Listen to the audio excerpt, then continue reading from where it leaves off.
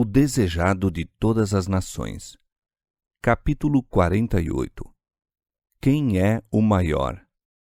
Este capítulo se baseia em Mateus capítulo 17, versos 22 a 27, capítulo 18, versos 1 a 20, Marcos capítulo 9, versos 30 a 50 e Lucas capítulo 9, versos 46 a 48.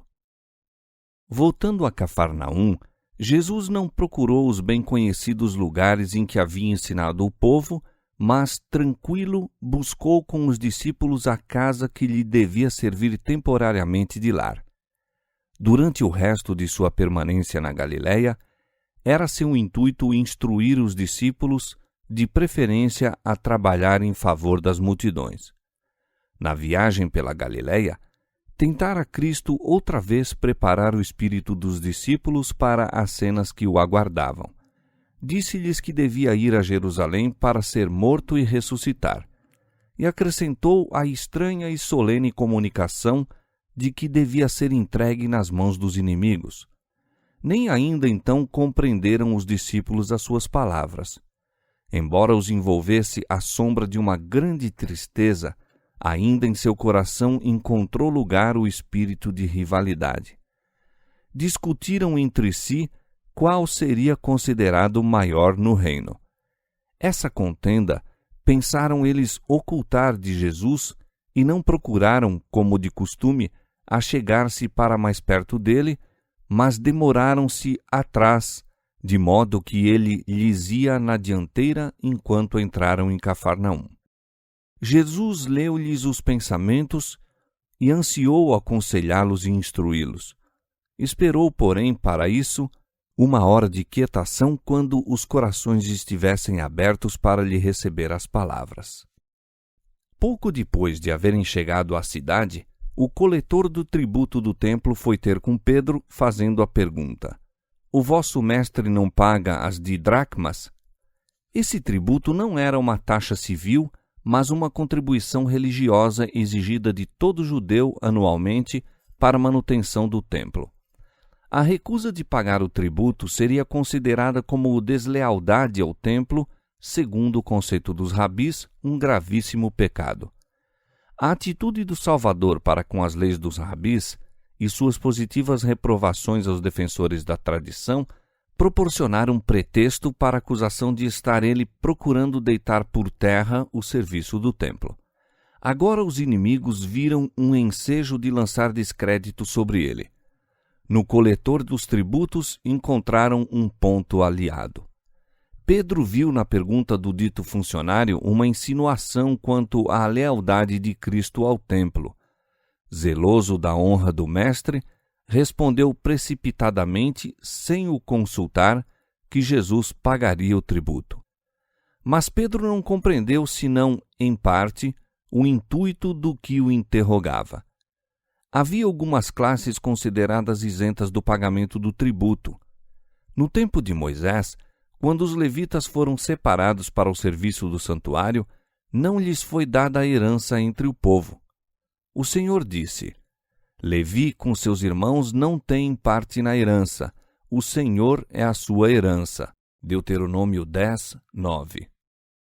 Nos dias de Cristo, os sacerdotes e levitas eram ainda tidos como especialmente consagrados ao templo, não lhes sendo exigida a contribuição anual para a manutenção do mesmo. Também os profetas estavam isentos desse pagamento.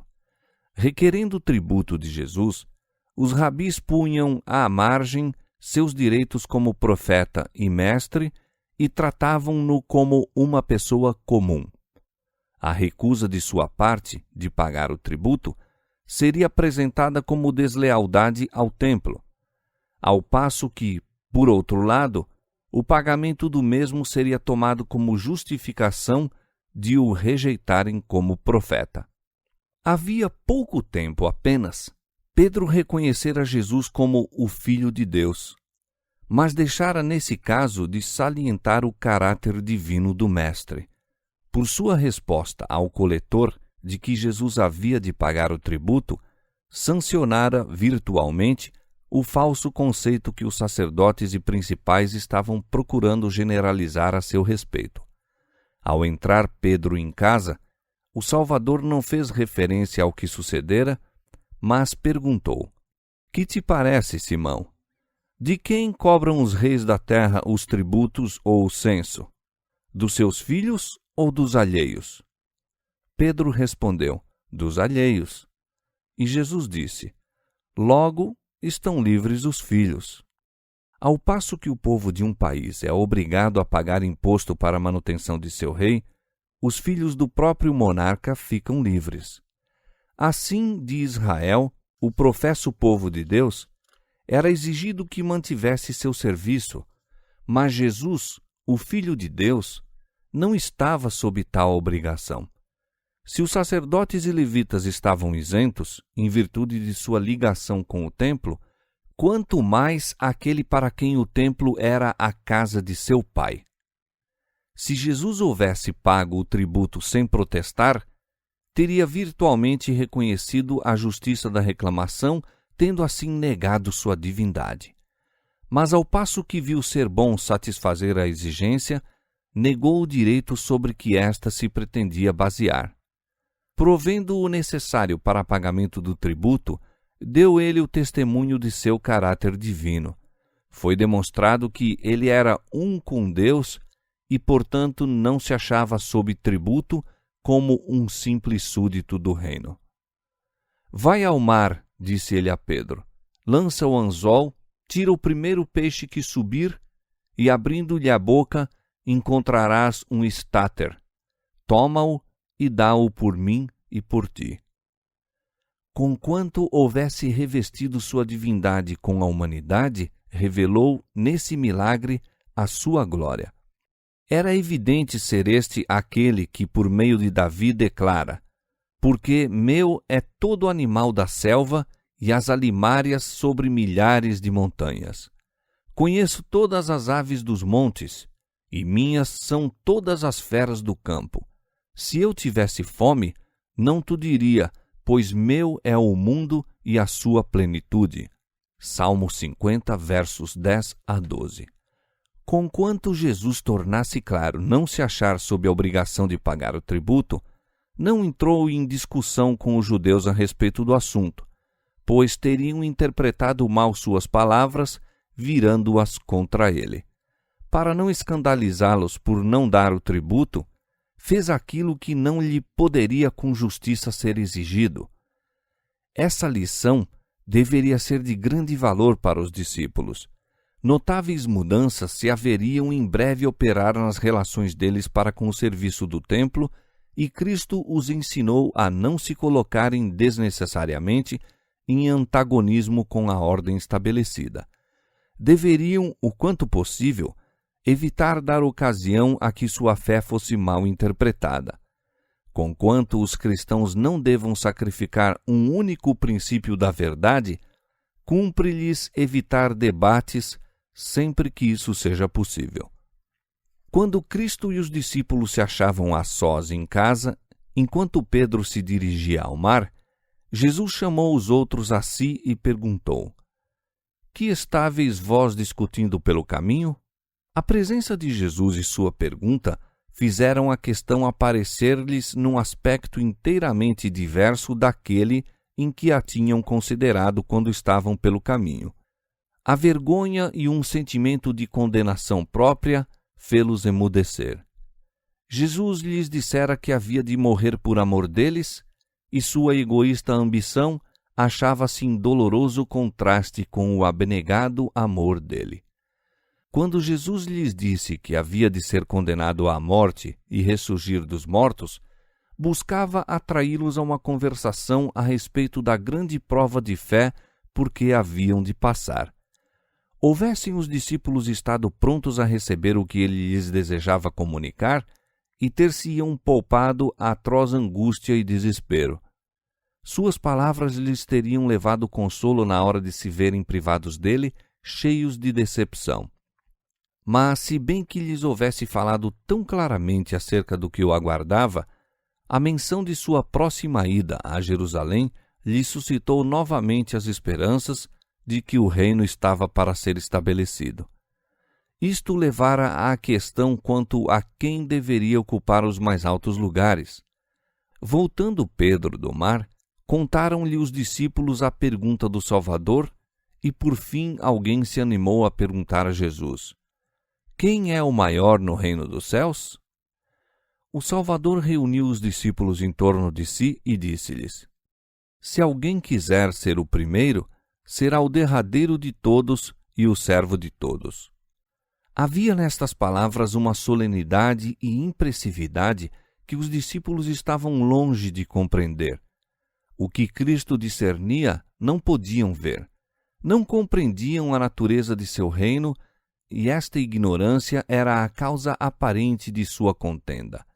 A causa real, porém, jazia mais fundo. Explicando a natureza de seu reino, Cristo acalmaria temporariamente a questão. Isto, no entanto, não teria tocado no motivo básico. Mesmo depois de haverem recebido o mais pleno conhecimento, ter-se-ia renovado a dificuldade a qualquer questão de precedência. Assim sobreviria a ruína à Igreja de Cristo depois de sua partida. A luta pelo mais alto lugar era a operação do mesmo espírito que dera origem à grande controvérsia nos mundos de cima e trouxera a Cristo do céu para morrer. Diante dele surgiu a visão de Lúcifer, o filho da alva, sobrepujando em glória a todos os anjos que rodeavam o trono e ligado pelos mais íntimos laços ao Filho de Deus. Lúcifer dissera: serei semelhante ao Altíssimo. Isaías capítulo 14, versos 12 e 14. E o desejo de exaltação própria levara conflito às cortes celestiais e banira uma multidão das hostes de Deus. Houvesse, na verdade, Lúcifer desejado ser semelhante ao Altíssimo, e nunca teria perdido o lugar que lhe fora designado no céu, pois o Espírito do Altíssimo manifesta-se em abnegado ministério. Lúcifer desejava o poder de Deus, mas não o seu caráter.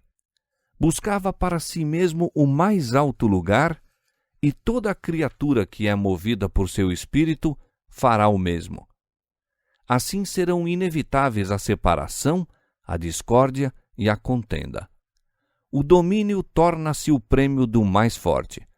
O reino de Satanás é um reino de força. Cada indivíduo considera todos os outros como obstáculo no caminho de seu próprio progresso ou um degrau sobre o qual pode subir para chegar a uma posição mais elevada.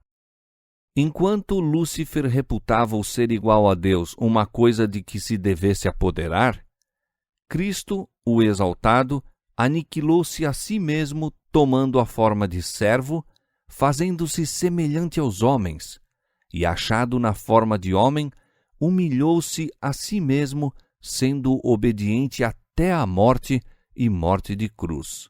Filipenses 2, 7 e 8.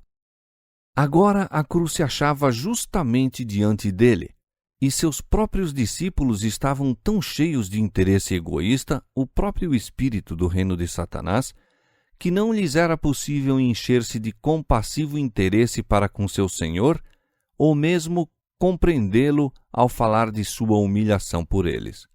Muito ternamente, mas com solene acento, Jesus procurou corrigir o mal. Mostrou qual o princípio que domina no reino do céu e em que consiste a verdadeira grandeza, segundo a estimativa das normas do alto.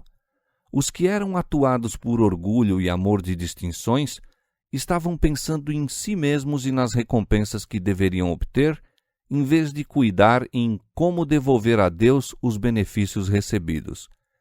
Eles não teriam lugar no reino do céu, pois achavam-se identificados com as fileiras de Satanás. Diante da honra vai a humildade. Para ocupar um elevado cargo diante dos homens, o céu escolhe o obreiro que, como João Batista, assume posição humilde em face de Deus. O mais infantil dos discípulos é o mais eficiente no trabalho para Deus. os seres celestes podem cooperar com aquele que busca não se exaltar a si mesmo, mas salvar almas.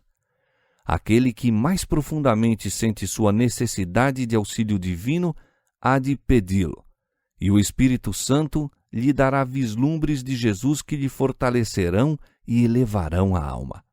Da comunhão com Cristo, sairá ele para trabalhar pelos que estão perecendo em seus pecados. Está ungido para a sua missão, e é bem-sucedido onde muitos instruídos e intelectualmente sábios fracassariam. Mas quando os homens se exaltam a si mesmos, sentindo que são uma necessidade para o êxito do grande plano de Deus, o Senhor faz com que sejam postos de lado. Torna-se evidente que o Senhor não depende deles. A obra não se detém por causa de seu afastamento da mesma, mas vai avante com maior poder. Não bastava aos discípulos de Jesus o serem instruídos quanto à natureza de seu reino. O que necessitavam era uma mudança de coração que os pusesse em harmonia com seus princípios.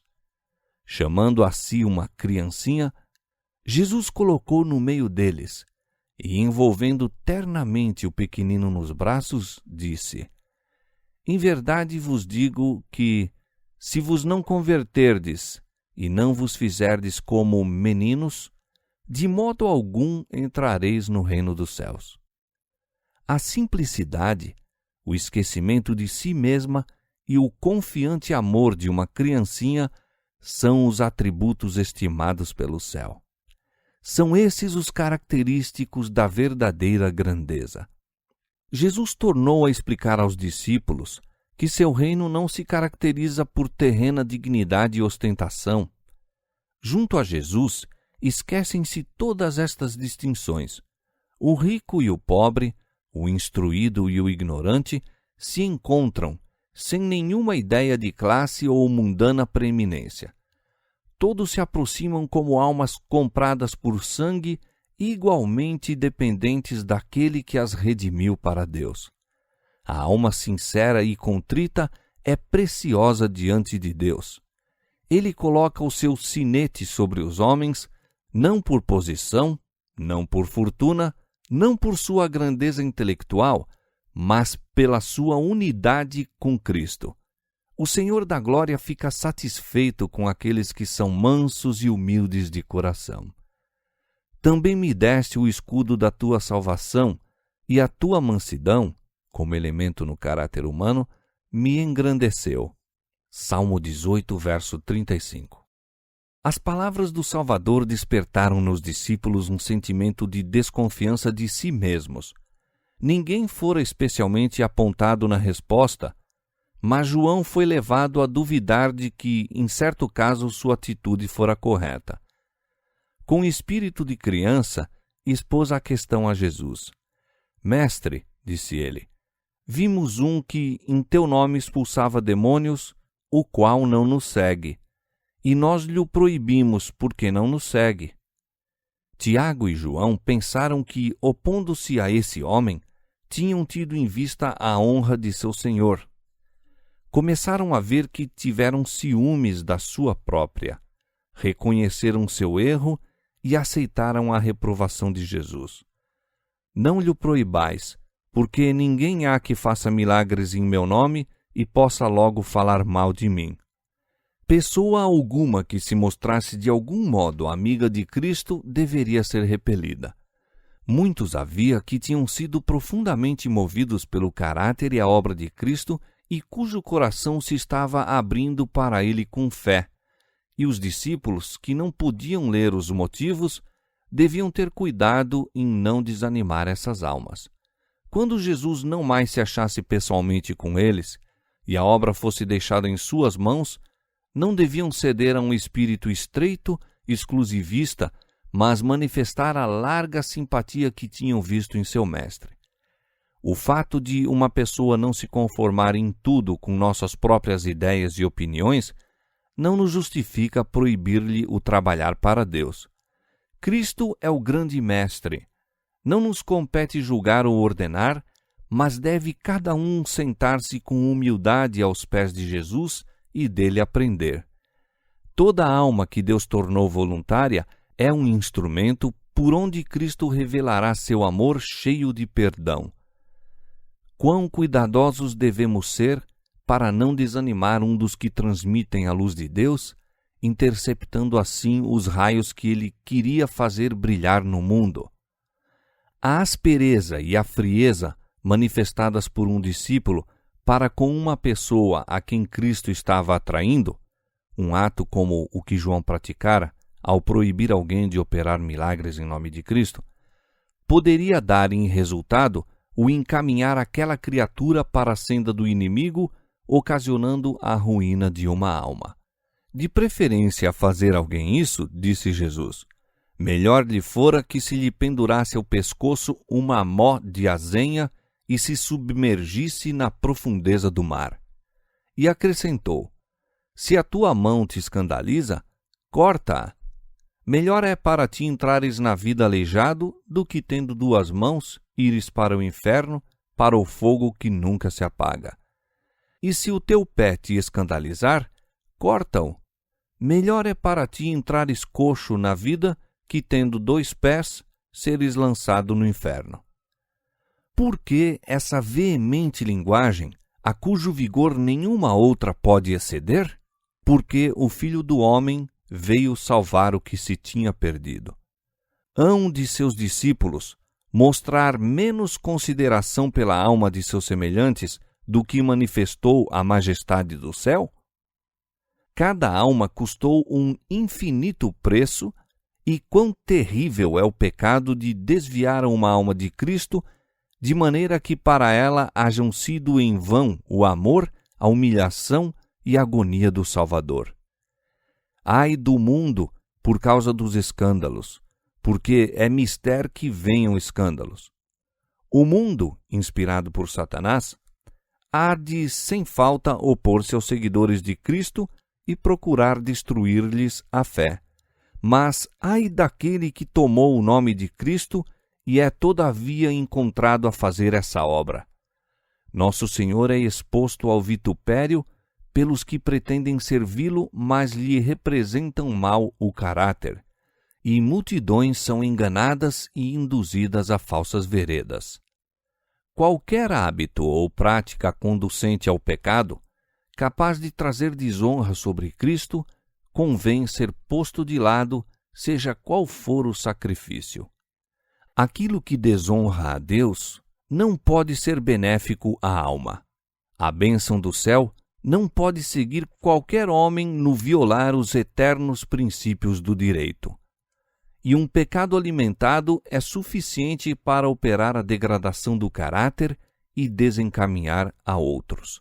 Se o pé ou a mão seriam cortados, ou mesmo arrancado o olho para salvar o corpo da morte, quanto mais zelosos deveríamos ser em lançar fora o pecado que traz morte à alma. No serviço ritual, era adicionado o sal a todo sacrifício. Isto, como a oferta de incenso, significava que unicamente a justiça de Cristo poderia ser aceitável a Deus. Referindo-se a esse costume, disse Jesus, cada sacrifício será salgado com sal. Tende sal em vós mesmos e paz uns com os outros. Todos quantos se quiserem apresentar a si mesmos como sacrifício vivo, santo e agradável a Deus, Romanos 12:1, devem receber o sal salvador, a justiça de nosso Redentor. Tornam-se então o sal da terra, Mateus 5:13, restringindo o mal entre os homens, como o sal preserva da corrupção. Mas se o sal perdeu o sabor, se existe apenas uma profissão de piedade sem o amor de Cristo, não há poder para o bem. A vida não pode exercer salvadora influência no mundo. Vossa energia e eficiência em edificar o meu reino, diz Jesus, dependem de receberdes de meu Espírito. Deveis ser participantes de minha graça, a fim de ser um cheiro de vida para a vida. Então, não haverá rivalidade, nem interesses egoístas, nem desejo de obter o lugar mais elevado. A vez de ter aquele amor que não busca o que é propriamente seu, mas o bem dos outros.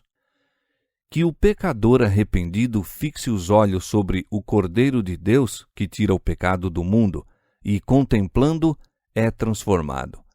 Seu temor transmuda-se em alegria, suas dúvidas em esperanças. Surge a gratidão, abranda-se a alma empedernida, uma onda de amor inunda a alma. Cristo é nele uma fonte que salta para a vida eterna. Quando vemos a Jesus, um homem de dores e familiarizado com os trabalhos, esforçando-se por salvar os perdidos, rejeitado, escarnecido, expulso de cidade em cidade até que se cumprisse sua missão, quando o contemplamos no Getsêmani, suando grandes gotas de sangue, e na cruz, morrendo em agonia, quando vemos isto, não mais o próprio eu clama por atenções. Olhando a Jesus, envergonhamo-nos de nossa frieza, nossa letargia, nosso espírito interesseiro. Estamos dispostos a ser qualquer coisa e a não ser nada, contanto que façamos um serviço de amor para o Mestre. Regozijar-nos-emos em levar a cruz após Cristo, suportar a prova, a vergonha ou a perseguição por amor dele. Nós, que somos fortes, devemos suportar as fraquezas dos fracos e não agradar a nós mesmos. Romanos 15, 1. Nenhuma alma que creia em Cristo, embora seja fraca a sua fé e seus passos vacilantes como os de uma criancinha, deve ser desconsiderada. Por tudo que nos confere vantagem sobre outros, seja educação e refinamento, seja nobreza de caráter, educação cristã ou experiência religiosa, achamo-nos em dívida para com os menos favorecidos. E, o quanto estiver ao nosso alcance, cumpre-nos ajudá-los. Se somos fortes, devemos sustentar as mãos do fraco. Anjos de glória que contemplam continuamente a face do Pai no céu, regozijam-se em servir aos seus pequeninos. Almas trementes com muitos objetáveis traços de caráter são seu particular encargo. Os anjos se acham sempre presentes onde mais necessários são, ao lado dos que têm a mais dura batalha a combater contra o próprio eu e cujo ambiente é o mais desanimador. E neste ministério hão de cooperar os verdadeiros seguidores de Cristo. Se um desses pequeninos for vencido e cometer uma falta contra vós, é vosso trabalho então buscar restaurá-lo. Não espereis que ele faça o primeiro esforço para a reconciliação. Que vos parece, disse Jesus, se algum homem tiver 100 ovelhas e uma delas se desgarrar, não irá pelos montes deixando as 99 em busca da que se desgarrou? E se porventura a acha, em verdade vos digo que maior prazer tem por aquela do que pelas 99 que não se desgarraram. Assim também, não é vontade de vosso Pai que está nos céus, que um desses pequeninos se perca. Em espírito de mansidão, olhando por ti mesmo para que não sejas também tentado, Gálatas 6, 1. Vai ter com o que está em falta e repreende-o entre ti e ele só. Não o exponhas à vergonha contando suas faltas aos outros, nem desonres a Cristo tornando público o pecado ou o erro de uma pessoa que lhe usa o nome. Muitas vezes, a verdade deve ser francamente dita ao que está em erro. Ele deve ser levado a ver esse erro para que se emende, mas não te compete julgar nem condenar. Não faças tentativas de justificação própria. Sejam todos os teus esforços no sentido de o restabelecer. Exige o mais delicado tato, a mais fina sensibilidade, o tratamento das feridas da alma. Unicamente o amor emanado da vítima do Calvário pode aí ser eficaz. Trate o irmão com piedosa ternura com outro irmão, sabendo que, se for bem-sucedido, salvará da morte uma alma e cobrirá uma multidão de pecados. Tiago 5:20. Mas mesmo esse esforço poderá ser infrutífero. Então disse Jesus: leva ainda contigo 1 ou 2. Talvez sua influência unida prevaleça onde a do primeiro fora mal sucedida. Não sendo partes na questão, estarão mais aptos a agir com imparcialidade e isso dará à sua opinião mais peso diante do que se acha em falta. Se ele não os atender, então e só então o assunto deve ser levado perante o inteiro corpo de crentes. Que os membros da Igreja, como representantes de Cristo, se unam em oração e amoráveis súplicas para que o ofensor seja restaurado. O Espírito Santo falará por meio de seus servos, pleiteando com o errante para voltar para Deus. O apóstolo Paulo, falando por inspiração, diz: como se Deus por nós rogasse, rogamo-nos, pois, da parte de Cristo, que vos reconcilieis com Deus. 2 Coríntios capítulo 5, verso 20. Aquele que rejeita esta unida tentativa rompeu o laço que o ligava a Cristo, separando-se assim da sociedade da Igreja. Daí em diante, disse Jesus, considera-o como um gentil e publicano. Mas a ele não se deve olhar como separado da misericórdia de Deus. Não seja desprezado ou negligenciado por seus antigos irmãos, mas tratado com ternura e compaixão, como uma das ovelhas perdidas a quem Cristo ainda está buscando trazer para o aprisco. As instruções de Cristo quanto ao tratamento dos transviados repetem de maneira mais específica o ensino dado a Israel por intermédio de Moisés. Não aborrecerás a teu irmão no teu coração, não deixarás de repreender o teu próximo e não levarás sobre ti o pecado por causa dele. Levítico 19:17. Isto é, se alguém negligencia o dever que lhe é imposto por Cristo, de procurar restabelecer os que se acham em erro e pecado, torna-se participante do pecado. Somos tão responsáveis por males que poderíamos haver reprimido, como se fôssemos nós mesmos culpados da ação. Mas é ao que procedeu mal mesmo que nos cumpre apresentar o erro. Não devemos fazer disso assunto de comentários e críticas entre nós. Nem mesmo depois disso haver sido comunicado à Igreja, achamo-nos na liberdade de o repetir aos outros. O conhecimento das faltas dos cristãos só servirá de pedra de tropeço para o mundo incrédulo, e demorando-nos sobre essas coisas, só nos fazemos mal, pois é pela contemplação que somos transformados. Ao procurarmos corrigir os erros de um irmão, o Espírito de Cristo nos levará a resguardá-lo quanto possível até da crítica dos próprios irmãos, quanto mais de censura do mundo incrédulo.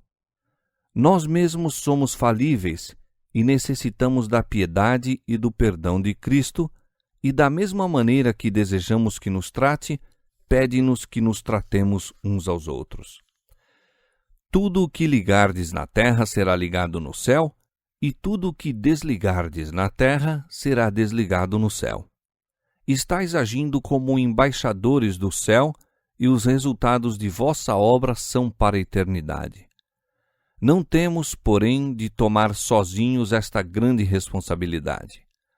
Onde quer que sua palavra seja obedecida com sinceridade de coração, aí habita Cristo. Ele não somente se acha presente nas assembleias da Igreja, mas onde quer que discípulos, por poucos que sejam, se reúnam em seu nome, ali também estará. E diz: se 2 de vós concordarem na terra acerca de qualquer coisa que pedirem, isso lhe será feito por meu Pai que está nos céus. Jesus diz, meu Pai que está nos céus, como a lembrar os discípulos de que, enquanto por sua humanidade ele se lhes acha ligado, participante das provações deles e compadecendo-se deles em seus sofrimentos, por sua divindade está em comunicação com o trono do infinito. Maravilhosa certeza! Os seres celestes unem-se aos homens em simpatia e trabalho pela salvação daquilo que se havia perdido. E todo o poder do céu é posto ao lado da habilidade humana para atrair almas a Cristo.